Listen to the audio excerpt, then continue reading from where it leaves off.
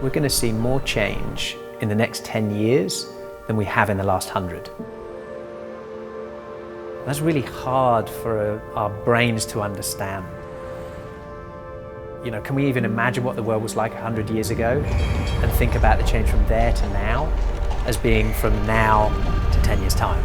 I mean, that's just a real difficult challenge to imagine. I've been alive since 1944, so there's been a lot of change. Political change, economic change, a lot of technological change. We've had time to adjust. We've had time to adapt, and we haven't got that time and that luxury anymore. Things are happening so quickly, we've got to catch up with that curve.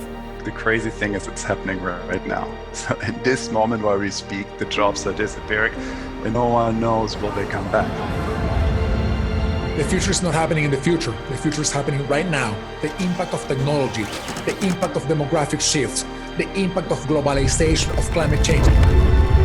As the leaders of the future, you have to have the ability to see the invisible and to believe the unbelievable.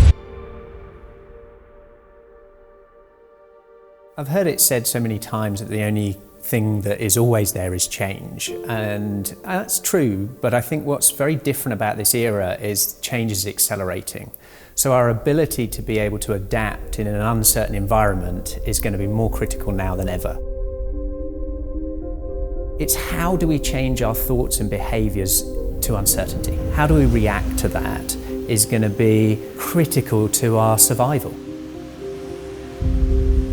We're in liminal space right now. We're between before coronavirus and after coronavirus. And we're kind of looking at it like this space in between is holding until we can return to before coronavirus. This idea of we have always done it this way, why do we have to change, has killed so many organizations and has killed innovation in so many different places. Look at Kodak, right?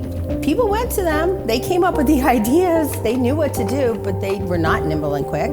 They were not seeing the writing on the wall. They chose to do business as usual, and then they became extinct. Amazon and Radio Shack. Radio Shack, retail presence, selling the things that they sold from their same suppliers. You get what you get at the markup, and that's it. Amazon started out selling books, then sold everything, and then became a platform because they enabled anyone to sell their merchandise on Amazon. It's infinitely scalable, and there's a ton of data to inform possible next moves based on what's going on. Part of being human and being alive, I think, is having the innate ability to adapt. It's not like this is new to human beings. The fact that we're 8 billion people means that a lot of us are really adaptable, and the people before us were really adaptable. You have to have 100% ownership of who you are and where you're going. The global grand challenge in our world today, how can enterprises adapt to the challenges that we have? Because they have the most leverage, they have the most resources. And so if we can empower them through the adaptability lens, I think we have a lot to be optimistic about. So in order to improve anything, you have to measure it. So when we started to look at adaptability as a key component, and everybody's saying, this is the thing, this is what we need to unlock and understand to thrive in the future. I have a different methodology to assess startup founders, and it's not complicated. I look for signs of one specific trait. Not IQ, not EQ. It's adaptability. How well a person reacts to the inevitability of change, and lots of it. Adaptability itself is a form of intelligence, and our adaptability quotient, or AQ, is something that can be measured, tested, and improved. The whole concept of AQ, of adaptability quotient, we broke it down into 3 areas: ability, character, and environment. So AQ ability is how and to what degree do I adapt? It's a choice. Many people don't realize it's a choice, but I think it's a choice about how not only you want to react to certain situations, but what kind of people you want to surround yourself with. When people used to say things were impossible, my answer would be, okay, maybe it's impossible for you. It doesn't mean it's impossible for me or for someone else. You have to look at, is it possible from the laws of physics as we know them? And then the second is it a good idea? There's very little that's impossible. The world that we're living in today, where you can speak to your phone, or rockets are launching and then landing back down, AI, robotics, 3D printing, synthetic biology, augmented virtual reality, these technologies are enabling us to make those impossible dreams more and more possible every day. AQ character, it's who adapts and why. Some people will adapt because they're motivated by big goals, by growth, by achievement. While the others will adapt because I have to adapt. It's a duty. I must, otherwise I will lose my job. And you are actually not that because you adapt perhaps in a very systematic way. It's just your character. But your manager must know about that. The leaders right now in the middle of this virus are the ones who can say, how are my team members doing? What's going on in their lives? How do I inspire their human potential? How do I establish trust and psychological safety? So they can tell me if they're having a problem, because right now as we're all working remotely, a small problem becomes a big problem if you don't address it. I think there's new roles in organizations that perhaps need to be filled. Chief Future Officer. Who has a Chief Future Officer right now? What are we doing in Horizon 3? What are we doing way out in 10 years' time? What does our company look like? What matters is your constant focus on every day asking yourself, are you better off today intellectually, emotionally, and spiritually than you were yesterday? Never letting go of intellectual curiosity. The day you lose curiosity is the day you die. Your eyes can only see and your ears can only hear what your brain is looking for. In psychology, we call that selective attention. You shouldn't overly value your current identity. You shouldn't overly value your current perspectives, because hopefully your future self sees things better than you currently are. They've got a different situation, different perspectives, higher levels of wisdom. There's a really good quote from Alain de Botton, the British philosopher, but he basically said, if you're not embarrassed by who you were 12 months ago, you didn't learn enough.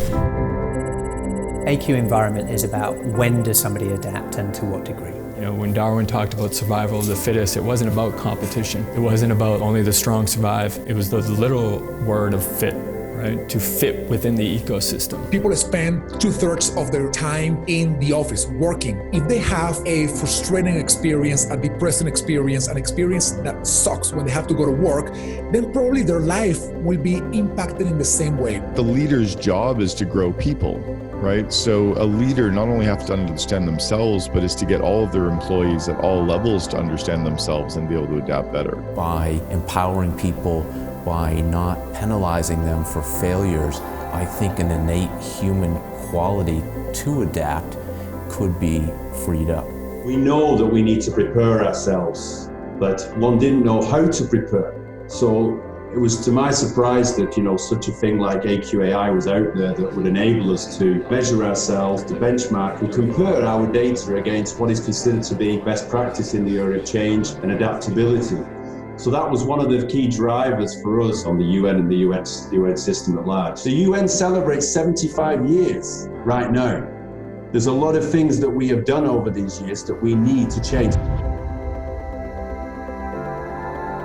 We're at the ground, 0.1 of assessment and measure, and we do it through a conversational chatbot. So you'll have a 25-minute, half an hour conversation. We're working to get that as natural as possible, and you will then get a score, so an AQ score, and you'll also get a bit of a profile. But taking that data only shows you that snapshot. What we're super excited about is, can we predict what might happen next? A reskill index or a change readiness of that team or cohort or workforce, so that we can then put interventions in place for those that might struggle, aren't quite ready, so that we're using our resources effectively. The work that Ross, Mike, and all the team in AQai is doing is incredibly important to help design an action plan accordingly in order to become more adaptable for this new reality of work that we are living in. Some very specific things have come out of this assessment. We are now introducing robotic process automation So the very people who may well be threatened by certain technology are now embracing it. Everybody had a desire to adapt, but they felt constrained by their environment. And their environment not meaning just being in an office space, but by the cultural side of it, etc. That was what came out very, very clear from the assessment, that we need to put a different type of environment in place to enable our team to A, learn new, but importantly, unlearn certain things that have been institutionalized. I think adaptability is one of those essential skills for the future. You gotta have great IQ, you gotta have EQ, but if you don't have your AQ now for the future, you're not gonna stand out. You set your mindset towards it as you learn and build that muscle. It's something that everyone needs to focus on through life. I mean, I believe we're here to work together, to support each other, to innovate, create a better world, and it's changeable. You know, adaptability is something you can grow. It's like a muscle. Adaptability is a magic key to abundance.